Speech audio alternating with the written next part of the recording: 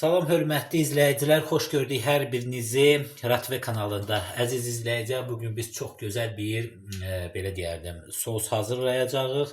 Bu sosu deməli əziz izləyicilər, siz belə deyim, şeyin canın üstünə tökə bilərsiniz. Ət yeməklərində, həmçinin bizim əcəb sandal bişirəndə, badımcan dolması, yarpaq dolmasının üstünə tökə bilərsiniz. Çox gözəl bir qeyri-adi tamı olur bu sosun.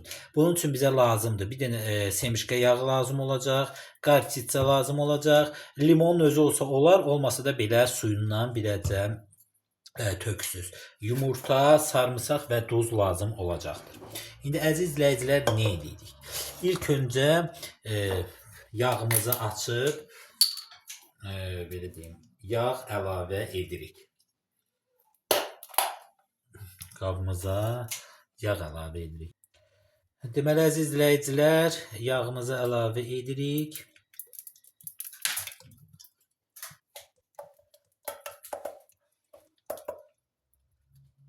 Belə hardasa, bax deyək də, bir də qramı görək, hardadır bunun? Hardasa,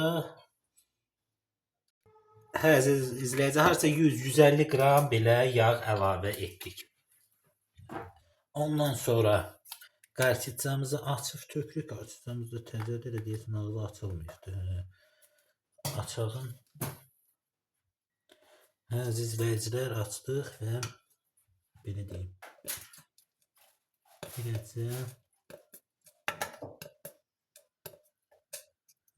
qarçitsadan əlavə edirik. Ondan sonra duzumuzu əlavə edirik. Çox yox, bir damcı. Deməli, limon suyundan əlavə edirik. Çox yox ki, turş eləməsin. 1-2 damcı oldu.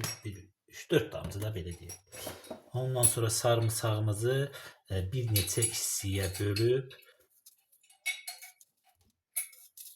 tökürük içinə. Sarımsaq ona xüsusi tam verir. Yəni hardasa bizdə böyükdür deyə sarımsaq 2 tiş oldu. Siz 3 tiş zat edə bilərsiniz. Belə. Və sonda yumurtamızı qırırıq. Bu indi bizdə ev yumurtasıdır. Ancaq əziz izləyicilər, məsləhətim odur ki, siz bunu mağazin yumurtasına eləyəndə daha da yaxşı olur. Və başlayırıq indi blenderdə bunu çırpmağa. Əziz izləyicilər, və bax beləcənə salırıq blenderi, bunu bu blenderdən çalırıq və yumurtamızı bunun içinə salırıq da, yəni oradakı dəbirin içinə salırıq ki, yaxşı alınsın. Onda yaxşı olur bu mayonezat hazırlayanda. Yəni kanalımızda var, girib baxa bilərsiniz və başlayırıq beləcə edirik.